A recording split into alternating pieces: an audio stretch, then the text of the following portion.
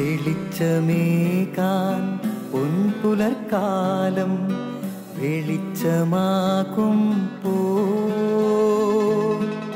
നുറുങ്ങുവെട്ടം പക്ഷിപരാഗം തെളിച്ചു കാട്ടുമ്പോ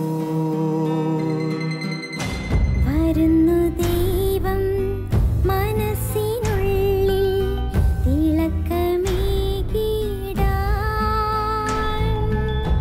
തരുന്നു ധ്യാന പ്രകാശമാർക്കും വിളക്ക് വയ്ക്കുമ്പോൾ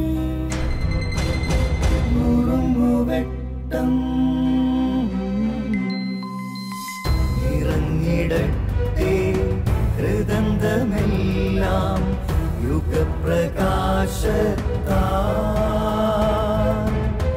മറഞ്ഞിടട്ടെ മനാന്ധകാരം യുഗപ്രസാദത്താൽ നുറുങ്ങുവെട്ടം.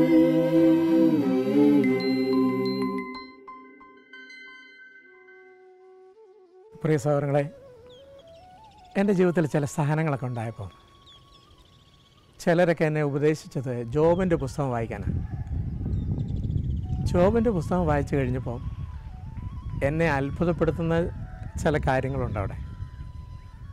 ഒന്ന്, ജോബ് ദൈവത്തിൻ്റെ മുമ്പിൽ ദൈവം അഭിമാനമായി കണ്ട തൻ്റെ പൈതലാണ് ജോബ്. പിശാച് അനുവാദം മേടിച്ചാണ് ജോബിനെ പീഡിപ്പിക്കാൻ ആരംഭിക്കുന്നത്. ജോബിൻ്റെ ജീവിതത്തിൽ ധാരാളം സഹനങ്ങൾ ഇങ്ങനെ വന്നുകൊണ്ടിരുന്നു.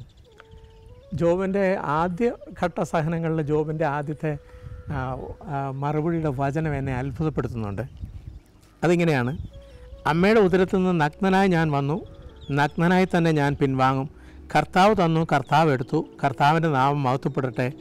ഇതുകൊണ്ടൊന്നും ജോബ് പാപം ചെയ്യുകയോ ദൈവത്തെ പഴിക്കുകയോ ചെയ്തില്ല. തൻ്റെ മക്കളും മരുമക്കളും കൊച്ചുമക്കളും എല്ലാം നശിച്ചു, അവരെല്ലാം മരിച്ചു പോയി കഴിഞ്ഞിട്ടുള്ള ജോബിൻ്റെ വാക്കാണിത്. അതിനുശേഷം വീണ്ടും പിശാച് ദൈവത്തിൻ്റെ പക്കൽ നിന്ന് അനുവാദം വാങ്ങിക്കുന്നുണ്ട്. അപ്പോൾ ദൈവം പറഞ്ഞു, അവൻ്റെ ജീവനെ തൊട്ടുപോരുന്നു. അവൻ്റെ ശരീരം മുഴുവൻ കുഷ്ഠമോ ചരങ്ങുകളും എല്ലാം വന്നിട്ട് ഓട്ട് കഷ്ണം എടുത്തിട്ട് ഇങ്ങനെ ദേഹത്ത് ചൊറിഞ്ഞുകൊണ്ടിരിക്കുമ്പോൾ ഭാര്യ ചില കാര്യം ചോദിക്കുന്നുണ്ട്. ഭാര്യ ചോദിക്കുന്നത് ഇതാണ്: ഇനിയും ദൈവഭക്തിയിൽ ഉറച്ചു നിൽക്കുന്നോ? ദൈവത്തെ ശപിച്ചിട്ട് മരിക്കുക. ഉടനെ ജോബ് ഭാര്യയോട് പറയാണ്, ഭോഷത്വം പറയുന്നു, ദൈവകരങ്ങളിൽ നിന്ന് നന്മ സ്വീകരിച്ച നാം തിന്മ സ്വീകരിക്കാൻ മടിക്കുകയോ? ഇക്കാര്യങ്ങളിലൊന്നും ജോബ് നാവുകൊണ്ട് പാപം ചെയ്തില്ല. എൻ്റെ സഹനങ്ങളിൽ നാവുകൊണ്ട് പാപം ചെയ്യാതെ എന്ന് പറഞ്ഞ് ദൈവത്തിനെതിരെ ദൂഷണം പറയാതെ മുമ്പോട്ട് പോകാൻ ഈ രണ്ട് വചനങ്ങളും എന്നെ ശക്തിപ്പെടുത്തി. എനിക്ക് 2-3 പ്രാവശ്യം ട്യൂമർ ഉണ്ടാകുകയും സർജറി ഉണ്ടാവുകയൊക്കെ ചെയ്തിട്ടുണ്ട്. അതിനു മുമ്പ് കണ്ടെത്തുന്നതിന് മുമ്പ് ഡിപ്രഷൻ എന്ന് പറഞ്ഞ് സൈക്കാട്രിക് കൺസൾട്ടേഷൻ ഡിപ്രഷനും ഒക്കെ നടത്തി അതിൻ്റെ ട്രീറ്റ്മെൻറ്റും ഒക്കെ നടന്നിട്ടുണ്ട്.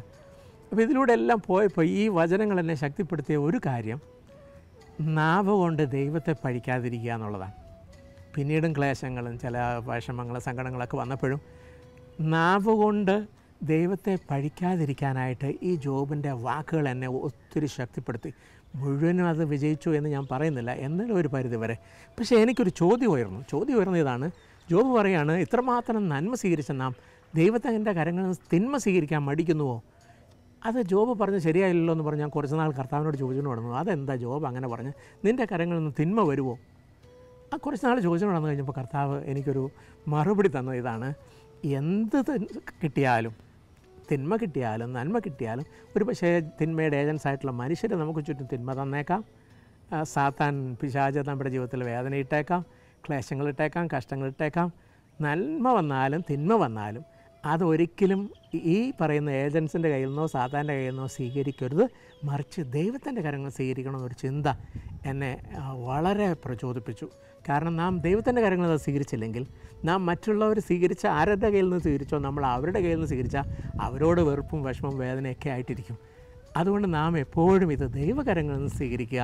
വേദനയാണെങ്കിലും ശരി, ക്ലേശമാണെങ്കിലും ശരി, എന്ത് അനുഭവമാണെങ്കിലും ദൈവത്തിൻ്റെ കരങ്ങൾ സ്വീകരിച്ച് ദൈവത്തെ നന്ദി പറഞ്ഞ് സ്തുതിച്ച് മഹത്വപ്പെടുത്തി ആരാധിച്ച് മുന്നേറുമ്പോൾ നമുക്ക് എല്ലാ പ്രശ്നത്തെയും അതിജീവിക്കാനുള്ള കൃപയും ശക്തിയും ലഭിക്കും. നമുക്കതിനായി പ്രാർത്ഥിക്കുകയും മുമ്പോട്ട് പോവുകയും ചെയ്യാം.